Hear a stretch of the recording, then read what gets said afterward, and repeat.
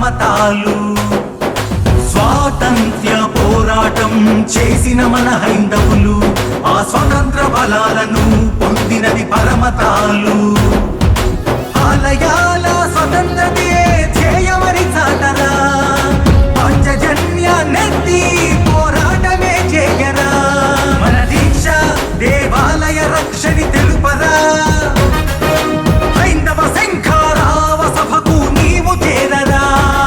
మన దీక్ష దేవాలయ రక్షణి తెలుపరా, హైందవ శంఖారావ సభకు నీవు చేరరా.